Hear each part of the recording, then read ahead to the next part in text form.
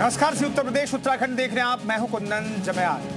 मुख्यमंत्री योगी आदित्यनाथ ने एक बार फिर समाजवादी पार्टी को आड़े हाथों लिया है। सीएम योगी ने विधानसभा में बोलते हुए कहा कि जिस तरह से सपा सांसदों ने वंदे मातरम गाने का विरोध किया वो संविधान की अवहेलना है। सपा और कांग्रेस भारत के महापुरुषों, राष्ट्रगान, राष्ट्रगीत का अपमान कर रहे हैं और आक्रांताओं का महिमा मंडन कर रहे हैं। ये लोग धड़ल्ले से बोल रहे हैं कि वंदे मातरम के लिए खड़े नहीं होंगे, यानी हिंदुस्तान में रहोगे लेकिन राष्ट्रगीत गाने में दिक्कत होती है, ये चीजें नहीं चल सकती। वहीं सीएम योगी के बयान का अखिलेश यादव ने पलटवार करते हुए तंज कसा है। उन्होंने कहा कि सीएम योगी अपने लोगों से पूछ लें कि उन्होंने वंदे मातरम कब गाया था। आज इसी मुद्दे पर चर्चा करेंगे, लेकिन उससे पहले आपको एक रिपोर्ट दिखाते हैं। अगर हम आक्रांताओं का महिमा मंडन कर रहे हैं और राष्ट्र के प्रतीकों का, भारत के तिरंगे का, भारत के राष्ट्रगान का, भारत के राष्ट्रगीत का, भारत के महापुरुषों का अपमान कर रहे हैं, तो एक प्रकार से हम संविधान की अवहेलना कर रहे हैं। मैं पूछना चाहता हूं समाजवादी पार्टी और कांग्रेस से, एक तरफ संविधान के नाम पर जनता की आंखों में धूल झोंकने का कार्य कर रहे हैं और दूसरी तरफ वंदे मातरम जैसे राष्ट्रगीत का इनके द्वारा विरोध करवाया जा रहा है। इनके सदस्य धड़ल्ले से बोल रहे हैं कि हम वंदे मातरम के लिए खड़े नहीं होंगे, हम नहीं गाएंगे। क्या मतलब है इसका? यानी हिंदुस्तान में रहोगे और भारत के राष्ट्रगान और राष्ट्रगीत को गाने में आपको दिक्कत होती है, ये चीजें नहीं चल सकती हैं। ये भारत के संविधान निर्माताओं का अपमान है, ये बाबा साहब भीमराव अंबेडकर का अपमान है। सीएम योगी ने जब समाजवादी पार्टी की पोल खोली तो अखिलेश मैदान में आए और सीएम योगी को जवाब देते हुए सवाल पूछ लिया। ये जो मुख्यमंत्री जी हैं, मुख्यमंत्री बिष्ट जी, अमृतवाणी वाले, वंदे मातरम के लिए कुछ कहा होंगे? कम से कम वो अपने लोगों से तो पूछ लेते थे कि जो अनरजिस्टर्ड उनके संगी साथी रहे लोग, उन्होंने कब वंदे मातरम गाया था। दरअसल सरकार ने सरकारी योजनाओं में राष्ट्रगीत गाना अनिवार्य किया है, लेकिन समाजवादी पार्टी के सांसद अफजाल अंसारी और कांग्रेस सांसद इमरान मसूद ने इसका विरोध किया है। इसी के बाद से अखिलेश योगी के निशाने पर है।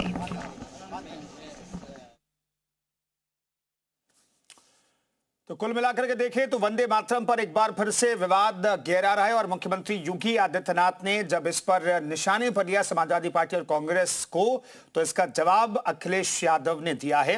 इस पर बातचीत करने के लिए तमाम मेहमान हमारे साथ जुड़ रहे हैं। एसएन सिंह साहब हमारे साथ प्रवक्ता बीजेपी के मौजूद हैं। सिंह साहब, स्वागत है आपका।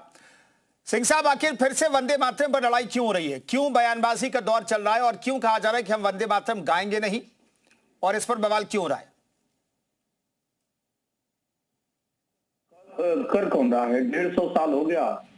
जो व्यक्ति भारत में रह के आज तक वंदे मातरम को नहीं एक्सेप्ट कर पाया, क्या उसको स्वीकारना चाहिए? देश के लोगों को भी उसको नहीं स्वीकारना चाहिए। भाई वंदे मातरम ऐसा तो है नहीं कि वो भारतीय जनता पार्टी आई है तभी उसको गाना शुरू किया गया है। 14 अगस्त 1947 को जब संविधान सभा ने इसको स्वीकारा, एक राष्ट्रीय गीत के रूप में स्वीकारा, और मैं कह रहा हूँ इसको तो हमारे देश के वो स्वतंत्रता सेनानी, वो वीर जो देश के लिए कुर्बान, जो देश के लिए अपने जान देने का कार्य किए, वो सबने गाया। आज दिक्कत क्यों हो रही है? और दिक्कत जानते हैं किसको हो रही है? जिनको सुभाष चंद्र बोस से दिक्कत हो रही है, छत्रपति शिवाजी से दिक्कत हो रही है, महाराणा सांगा, महाराणा प्रताप से दिक्कत हो रही है। जो देश के गौरव हैं, देश के आन बान शान हैं, उनसे दिक्कत हो किसको रही है? सब लोग जानते हैं। तो समाजवादी पार्टी के लोग हैं, वो कांग्रेस के लोग हैं। नहीं तो जब वंदे मातरम को अपनाया गया तो किसके कहने पे वंदे मातरम को खंडित रूप में अपनाया गया? वंदे मातरम तो लगातार गाया जाता था।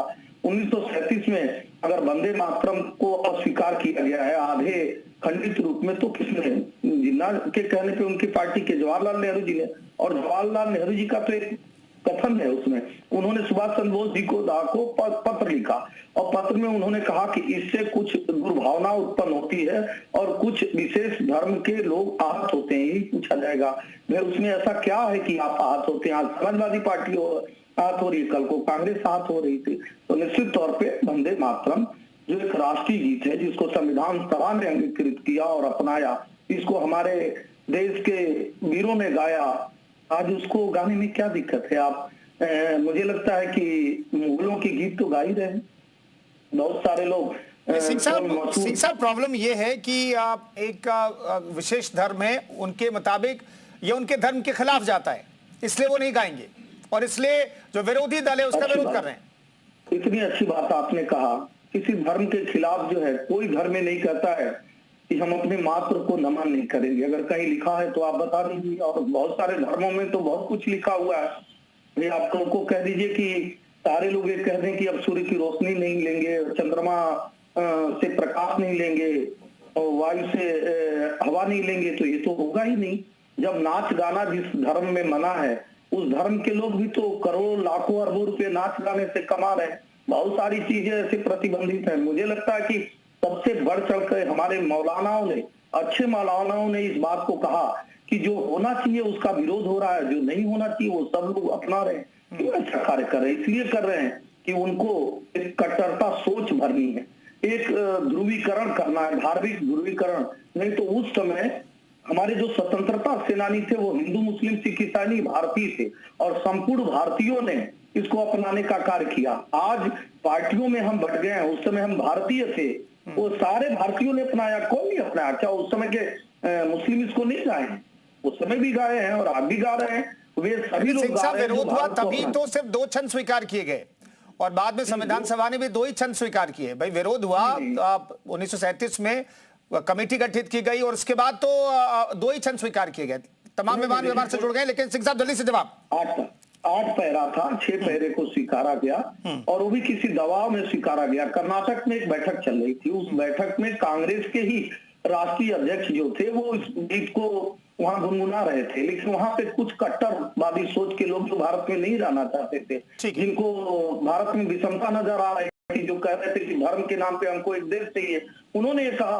बाकी उस समय भी बहुत सारे लोग गाए। ठीक है, सिंह साहब हमारे साथ बने रहिए। ठीक है, आप आजादी जो चाहते थे उन्होंने इस तराने को गाया, वंदे मातरम गाया और देश आजाद भी हुआ। और आजादी में वंदे मातरम का बड़ा योगदान है। लेकिन कुछ लोग कहते हैं कि भैया ये धर्म वाला गीत है, राष्ट्रगीत, तो आप इसे घोषित कर दीजिए, इसमें और छंद जोड़ दीजिए, लेकिन ये हमारे धर्म के खिलाफ है। इस पर बातचीत करेंगे। तमाम मेहमान मौजूद हैं। पूजा मिश्रा भी हमारे साथ जुड़ गई हैं। पूजा जी, आखिरकार ये विरोध क्यों आपके नेता और सांसद कहते हैं कि भाई हम ज्यादा से ज्यादा खड़े हो जाएंगे, गाएंगे नहीं?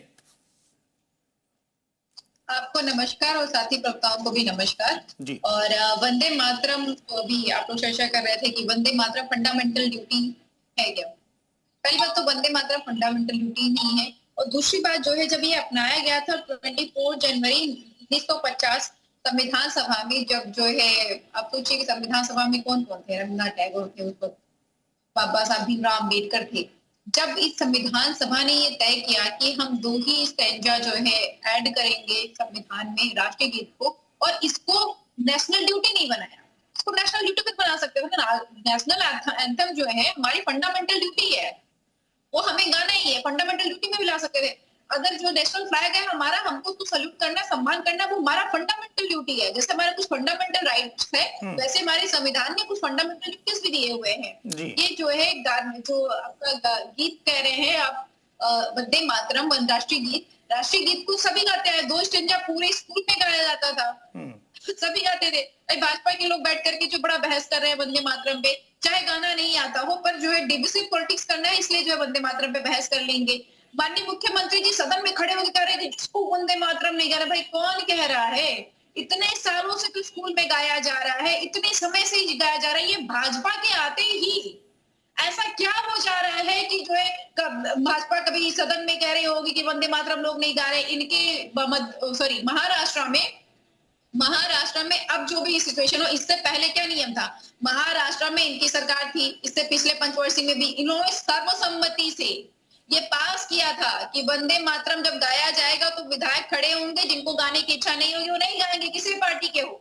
तो क्या उनका जो दायित्व है, या उनका देश प्रेम में कम हो जा रहा है क्या? देश प्रेम कैसे होता है? देश प्रेम ये होता है कि आप संवैधानिक पद पर हैं, आपकी जिम्मेदारी बनती है कि आप मुख्यमंत्री पद का पदभार संभालिए और जो आपको ड्यूटी दी गई हुई है उस पद के अनुसार उसको पूरी तरीके से करिए। उत्तर प्रदेश को नर्क बना दे रहे हैं आप, और आप कह रहे हैं वंदे मातरम नहीं गाना, क्यों पाकिस्तान चला जाए? भाई सिंह साहब जल्दी जवाब, फिर हाजी नाजिम जी हमारे साथ जुड़ गए।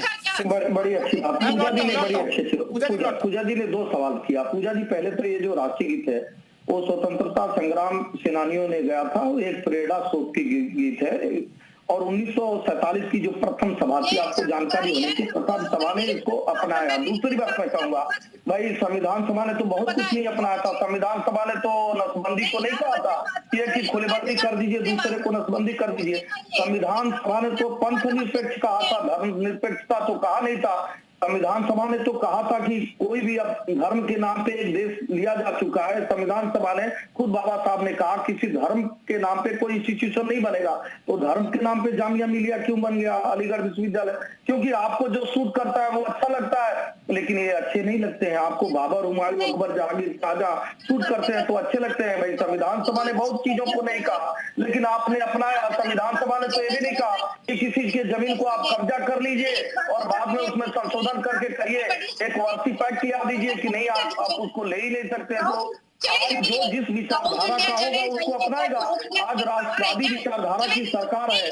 150 साल बाद भी उस राष्ट्रीय गीत को, जिससे उसको हमारे स्वतंत्रता सेनानियों ने गाया था, जिसको हमारे वीर जवानों ने गाया था, अगर उस पर कांग्रेस बात कर रही है तो इसी नाते तो कहा जाता है कि उत्तर प्रदेश में तो कांग्रेस का डब्बा गोल ही है। मुझे लगता है देश से भी गोल होने वाला है। अगर आपको इसी से दिक्कत है, और समाजवादी पार्टी के लिए तो कहूँगा भारत माता को डायन कहेंगे, बाबा साहब को भूमाफिया कहेंगे, रामचरितमानस की। ठीक है सिंह साहब, मैं लौट रहा हूं। नाजिम साहब, पहले 2 छंद में ही आप लोगों को दिक्कत थी, अब तो सभी छंदों को गाना अनिवार्य कर दिया गया है।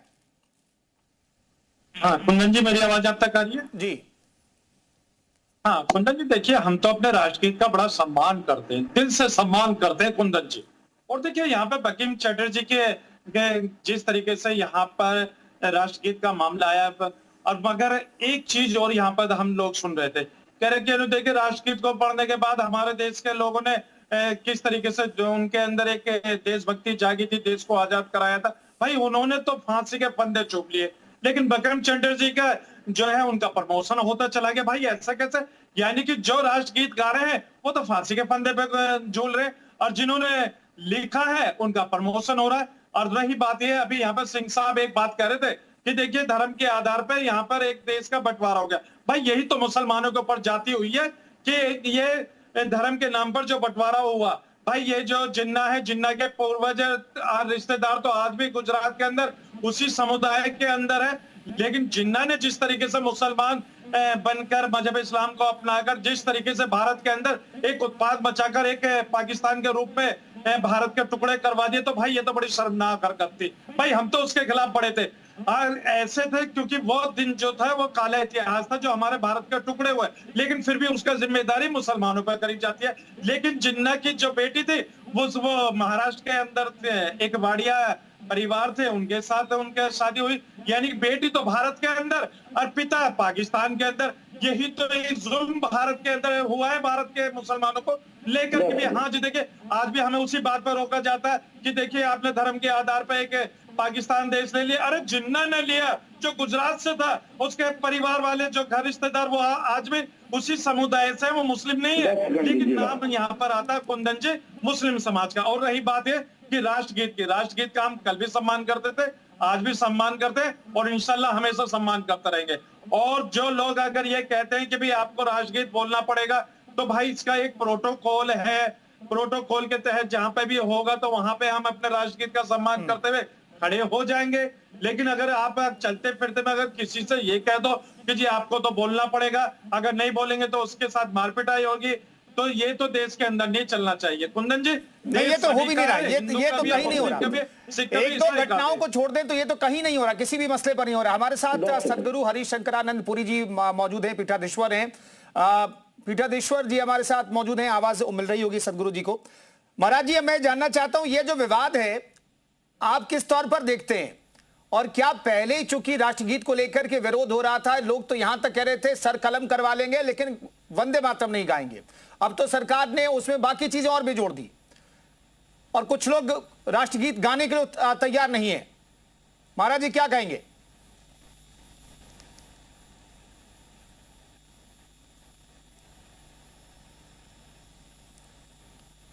चलिए, ऐसा लग रहा है महाराज जी तक आवाज नहीं पहुंच पा रही है। विजय उपाध्याय जी हमारे साथ मौजूद। विजय जी, कैसे देखते हैं इस पूरे विवाद को, क्योंकि पहले ही 2 छंद गाने को तैयार नहीं थे कुछ लोग, और अब तो सरकार ने सभी छंदों को अनिवार्य कर दिया है। देखिए, वंदे मातरम जो है एक ऐसा गीत है जो आजादी की लड़ाई में हर जगह गाया जाता था, हिंदू मुसलमान सभी गाते थे। ये 1936 में जब से पर्सनल लॉ कानून और ये तबलीगी जमात जैसे संगठन बने जिन्होंने कट्टरता फैलाई, उसके बाद से इसके विवाद बहुत बाद में शुरू किया लोगों ने। आखिर पाकिस्तान के झंडे को वहां का मुसलमान सलाम करता है कि नहीं करता है? और 73 जो फिरके हैं और उन फिरकों में मजारों की भी पूजा करने वाले हैं और इस्लाम में मजारों का विरोध करने वाले भी लोग हैं। तो इस सुविधा के हिसाब से सारी बात करते हैं। दरअसल देखिए, मेरी बात ऊंची रहनी चाहिए, यही मुख्य बात है कि हम अपनी बात को ऊंचा रखेंगे। ये धर्म से जोड़ के कि भाई हमारे मजहब में ये चीज नहीं है तो हम नहीं करेंगे, करते सब हैं लेकिन अपनी सुविधा के हिसाब से करते हैं। अभी कोई सज्जन कह रहे थे बंकिम चंद्र चटर्जी का प्रमोशन होता रहा, किस जगह नौकरी करते थे वो और क्या प्रमोशन होता था वो भी बताना चाहिए। आखिर कुछ भी कह देने, आखिर सोशल मीडिया की भाषा बोलने से कोई फायदा तो है नहीं। किसी के ऊपर कुछ भी आरोप लगा दीजिए। वो लेखक थे, एक भारतीय विद्वान चिंतक थे, उनका प्रमोशन कहां से हुआ? प्रमोशन उनका। दरअसल ये जो सोशल मीडिया का नैरेटिव है इसको हर जगह से जोड़ दिया जाता है। असल बात यह है कि अलग अलग फिरके अलग अलग तरीके से अपनी अपनी इबादत करते हैं, अपनी अपनी इबादत की शैलियां हैं, नमाज की शैलियां सबकी अलग हैं। लेकिन जैसे ही आप कोई बात ऐसा करेंगे कि भाई वो राष्ट्रवाद के साथ खड़े हो जाइए, संविधान के साथ खड़े हो जाइए, तो कहेंगे कि हमारी मुकद्दस किताब संविधान से टकराएगी तो मुकद्दस किताब को मानेंगे, संविधान को नहीं मानेंगे, ये भी कहते हैं। तो ये जो चीजें चलती हैं, मुझे नहीं लगता इसका कोई मतलब है। 56 मुल्क हैं इस्लामी, हर जगह जो है सबके अपने राष्ट्रीय गीत हैं, राष्ट्रीय ध्वज हैं और उनके अपने अपने सबके काम करने के तरीके हैं। लेकिन भारत में ही सारी समस्याओं का जड़ है। सबसे ज्यादा जो कट्टरता है वो यहीं पे लोगों ने फैला रखी है। बचपन से हम लोग वंदे भारत मातरम से जुड़ा, चाहे 1857 का हम लोग 1857 के बाद से जितने भी क्रांतिकारी कदम उठाए देश प्रेमियों ने, हर जगह वंदे मातरम जुड़ा रहा और एक वंदे मातरम से लोगों को एनर्जी मिलती थी। इसी के सहारे पूरा भारत एक था। भले ही वो तत्कालीन बंगाल के लेखक थे, लेकिन चाहे तमिलनाडु हो, चाहे केरल हो, चाहे कश्मीर हो, चाहे उत्तर प्रदेश, हर जगह वंदे मातरम गाया जाता था। एक राष्ट्रीय गीत था और उसी रूप में इसे स्वीकार किया गया। आज के दौर में राजनीतिक तौर पे और अपनी रोटी सेकने के लिए और अपने फिरके को बहुत इंपॉर्टेंस देने के लिए ये सब चीजें की जाती हैं। मैं मानता हूं कि ये पूरी बहस और जो ये लोग विरोध करते हैं इसका कोई अर्थ नहीं है। जो मजारों पे जाके सजदा कर सकते हैं, आखिर उनको जमीन की सजदा करने में क्या दिक्कत? मजार भी तो जमीन पे होती है, उनको क्या दिक्कत है? जवाब दीजिए जल्दी से खान साहब, नाजिम खान साहब। कुंदन जी देखिए, अभी मैं इनकी बातें सुन रहा था, अभी इन्होंने एक मुकद्दस किताब की भी बात करी और संविधान की भी बात करी। तो मैं इनको बता दूं कि अल्लाह का शुक्र है मैं संविधान को डेली पढ़ता हूं और देखिए संविधान के आर्टिकल 25 के अकॉर्डिंग अपने रिलीजियस को मानता हूं। लेकिन अगर आप ये कह देना कि ये संविधान को नहीं मानते तो संविधान को आप लोग कितना मानते हैं? मुस्लिम तो भारत के संविधान को मानता है, लेकिन आप लोग संविधान के ना मानकर फिर भी आप थोपते कि मुसलमान संविधान को नहीं मानता। और दूसरी बात ये, अब मैंने बंकिम चटर्जी की बात करी थी तो बता दूं कि भाई वो देखिए अंग्रेजों के टाइम की बात थी, तो भाई पूरा इतिहास पढ़ कर बैठ रहा हूं और आपको एक एक पॉइंट टू पॉइंट बताऊंगा कि कहां पर क्या है। लेकिन हम लोगों को जिस तरीके से आप ये कहते हैं कि मुस्लिम, सुन लीजिए, अरे आप ये कह रहे थे कि मुस्लिम समाज नहीं बोलेगा। भाई मुस्लिम समाज तो बिल्कुल अपना रहा है, राष्ट्रगीत है हमारे भारत के संविधान के अकॉर्डिंग बना, तो हम लोगों ने तो स्वीकार कर लिया। लेकिन फिर भी एक नैरेटिव सेट करके ये चलाना कि मुसलमान खिलाफ है, मुसलमान नहीं, वही संविधान कहता है कि राष्ट्रीय गीत का सम्मान करेंगे तो आप उसे मानेंगे नहीं। आर्टिकल 25 का जिक्र आप बार बार करेंगे खान साहब, लेकिन वही संविधान कहता है कि भाई आप राष्ट्रगीत का सम्मान करेंगे, लेकिन आप कहेंगे मैं गाऊंगा नहीं। आप मेरा गला काट दीजिए लेकिन मैं गाऊंगा नहीं। कुंदन जी, आप हमारे मौलिक अधिकार हैं संविधान के अंदर, तो भाई हम तो उनका इस्तेमाल करेंगे। और रही बात ये कि जिस तरीके से महाराज जी कहिए, कुछ कहना चाह रहे हैं महाराज जी? बड़ी जिम्मेदारी के साथ कहता हूं कि हमारे भारत का राष्ट्रगीत है, हम सम्मान करते हैं पूरी तरीके से। और जो लोग एक नैरेटिव सेट करने की कोशिश कर रहे हैं देश के अंदर, अगर मैं उनसे बात करूं कि आप राष्ट्रगीत गा दीजिए तो मुझे लगता है कि इधर उधर देखना चालू कर देंगे। दोगली बात करते हैं। मैंने तो एक ही बात कही, गांधी बाबा की वजह से आप लोग यहाँ पे थे हो, लेकिन संजो देना चाहिए था। आज आप समाज से अरे हम संविधानिक प्रेमी हैं। हमारे बुजुर्गों ने गांधी जी को चुना, भारत को चुना। अल्लाह का शुक्र अदा करता हूँ कि मुझे भारत से खूबसूरत मुल्क पूरी दुनिया के अंदर कोई मुल्क लगता ही नहीं। भाई मैं तो भारत के इस पाक सरजमी की मिट्टी से बना और इंशाअल्लाह एक दिन इसी भारत की पाक सरजमी के मिट्टी में दफन हो जाएंगे हम लोग। तो भाई हम लोगों से ज्यादा देशभक्ति खान साहब सुन लेते हैं, ये बता दीजिए। खान साहब सुन लेते हैं। भारत माता की जय। ईश्वर से पहले मातृभूमि आता है हमारा। भारत एक राष्ट्र है कुंदन जी, भारत एक राष्ट्र है। इनसे कह दीजिए भारत एक राष्ट्र है तो खंडन करेंगे। भारत एक राष्ट्र है, मैं फक्र से कहता हूँ कि भारत एक राष्ट्र है। अगर आप कहते हैं कि भारत एक राष्ट्र है तो खंडन कर दीजिए। भाई हम लोग तो भारत को एक राष्ट्र मानते हैं, पूरी दुनिया भारत को एक राष्ट्र मानती है। पूरी क्या कह रहे हैं खान साहब, अब समझ नहीं आ रहा अब क्या कह रहे हैं। महाराज जी कहिए, अपनी बात खत्म कीजिएगा, फिर बाकी मेहमानों के पास जाऊंगा मैं। समझ में नहीं आती है कि ये जो कटबुल्ले बने की बातें करते हैं और इनका धर्म संकट में आ जाता है। वंदे मातरम कह देंगे, भारत माता की जय कह देंगे। अरे खाते तुम भारत भूमि का हो, कुछ तो शर्म कर लो। और आप क्या अमेरिका का खाते हो क्या? अरे आप क्या अमेरिका का खाते हो, क्या इंग्लैंड का खाते हो? आप भी तो भारत के खाते हो। लेकिन आपको भारत के मुसलमानों से बड़ी दिक्कत है। अगर भारत के मुसलमान भारत की पाक सरजमी के उग्रवाद खाते तो आपको दिक्कत है। अरे आप अमेरिका का खाते हो क्या? बात समझ में नहीं आती क्या? आप इंग्लैंड का खाते हो? अरे हम अल्लाह कहते हैं हमारा कौन से? अरे हमारा अल्लाह का शुक्र है, मेरा मजहब इस्लाम बड़ा मजबूत है। आपके कहने से कोई खतरा नहीं हो सकता। भाई हम तो संवैधानिक प्रेमी है महाराज, संवैधानिक प्रेमी। और रही बात ये कि अभी 10 सेकंड मैं जिस आर्टिकल की बात करते हैं वो आर्टिकल क्या कहता है ये भी तो समझाना। अरे हमें नहीं खान साहब ठीक है, इस्लाम तो बहुत मजबूत है, लेकिन 3 मिनट 10 सेकंड अगर आप राष्ट्रीय गीत गा लेंगे तो क्या इस्लाम खतरे में पड़ जाएगा? खान साहब अब तो जो 45 सेकंड 55 सेकंड लगता था, 3 मिनट 10 सेकंड गाना पड़ेगा खान साहब, तो क्या इससे इस्लाम खतरे में पड़ जाएगा? कितनी लगती है ये? कुंदन जी मैं बड़ी जिम्मेदारी के साथ कहता हूँ कि जब राष्ट्रगीत अगर गाया जाता है तो मेरा मजहब इस्लाम कभी खतरे में नहीं हो सकता। यही तो एक लोग नैरेटिव सेट करने की कोशिश करते हैं कि हाँ जी देखिए अगर ये राष्ट्रगीत नहीं बोलेंगे तो इनका मजहब इस्लाम खतरे में पड़ जाएगा। भाई क्यों खतरे में पड़ेगा? अल्लाह का शुक्र है, गाइए ना। मजहब इस्लाम और हाजी मना क्यों करते हैं खान साहब? ईमान बड़ा मजबूत है। वंदे मातरम वंदे मातरम। तो गाइए ना खान साहब, क्या दिक्कत है? हाँ सुन लीजिए, पूरा तो सुन लीजिए। एक प्रोटोकॉल है, सरकार ने जो गाइडलाइन बताई उस प्रोटोकॉल के तहत क्या यहाँ पे जायज है? मुझे ये बता दीजिए। ये सरकारी आयोजनों में, स्कूलों में गाया जाएगा, सरकारी आयोजनों में गाया जाएगा, या आप आपके चैनल पे भी? नहीं, कोई गुनगुनाने में कहीं मनाही नहीं है। राष्ट्रीय गीत अगर आप गुनगुनाते तो कोई मनाही नहीं खान साहब। भाई मनाही आपके यहाँ हो सकती है, लेकिन मनाही नहीं है। अगर आप चंद लाइन गुनगुनाने तो कहीं मनाही नहीं है। वो प्रोटोकॉल का जिक्र अलग बात है। खान साहब मैंने कहा कि भाई 3 मिनट 10 सेकंड अगर आप राष्ट्रीय गीत गा लेंगे तो क्या इस्लाम खतरे में पड़ जाएगा? नहीं पड़ेगा। तो फिर गाने में क्या दिक्कत है? इस्लाम खतरे में पड़ जाएगा तो फिर इतना विवाद खत्म कीजिए ना साहब। अरे आपका इस्लाम इतना कमजोर है, वंदे मातरम इस्लाम बड़ा मजबूत है। अरे मेरा इस्लाम बड़ा मजबूत है, अल्लाह का शुक्र है। और देखिए मैं तो भारतीय हूँ, भारत के संविधान के अकॉर्डिंग। सिंह साहब ये विवाद तो कभी खत्म नहीं होगा। इस विवाद को आप लोगों ने लगता है कुछ ज्यादा हवा दे दी अब तो। सिंह साहब खुद ही स्वयं से अपनी कमजोरी बता रहे हैं समाज में।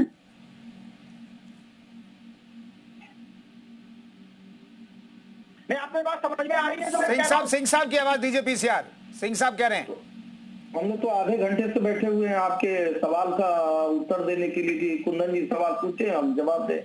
अभी हमारे एक मित्र बैठे थे हाजी नाजिम की पार्टी मतलब जानते हैं, एक रजाकारों की पार्टी थी। जब वो पाकिस्तान जाने लगे तो वो रजाकार क्या काम करते थे?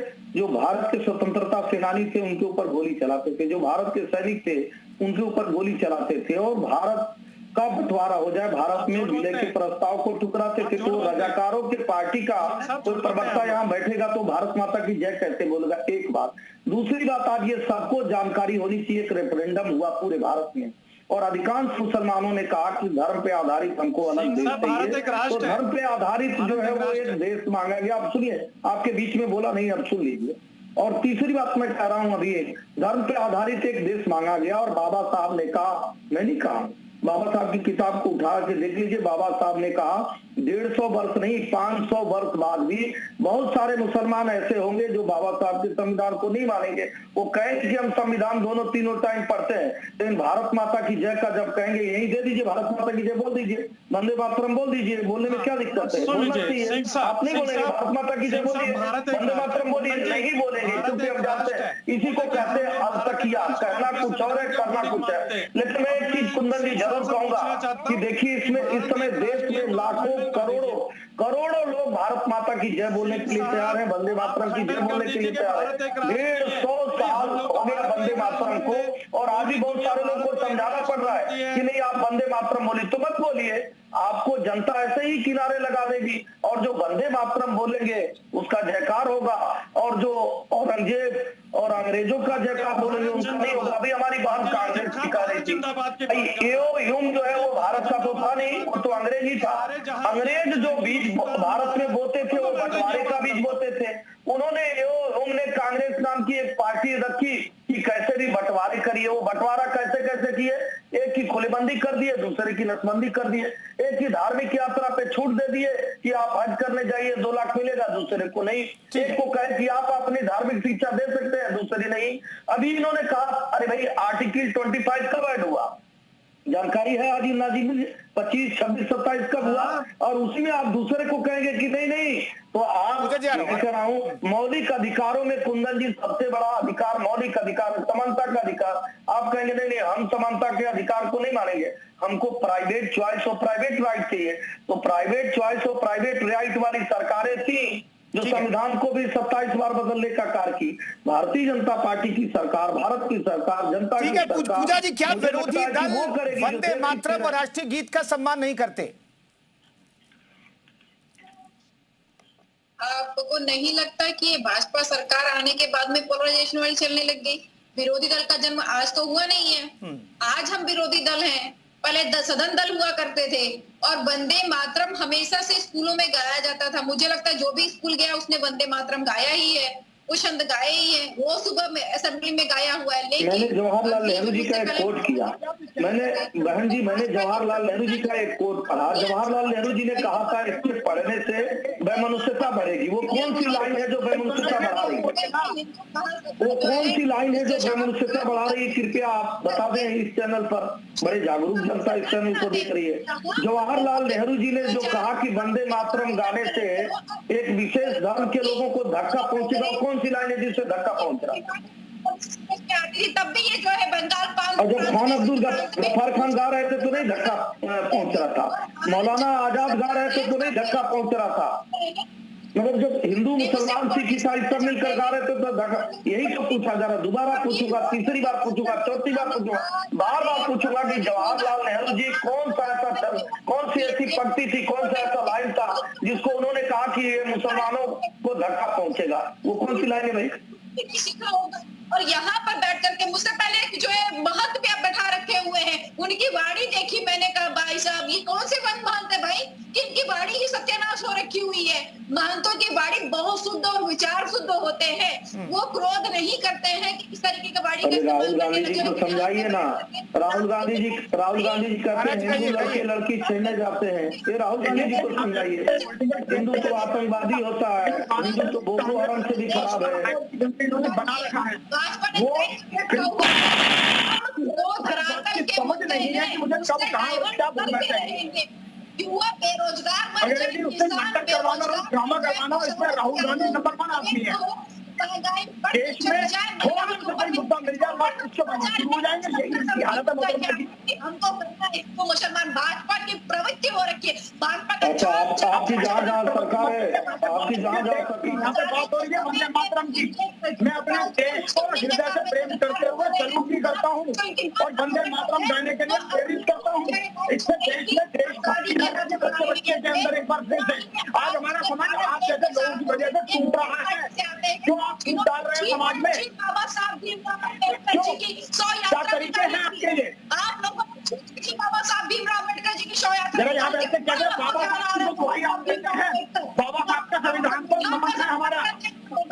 वंदे मातरम वंदे मातरम वंदे मातरम वंदे मातरम वंदे मातरम।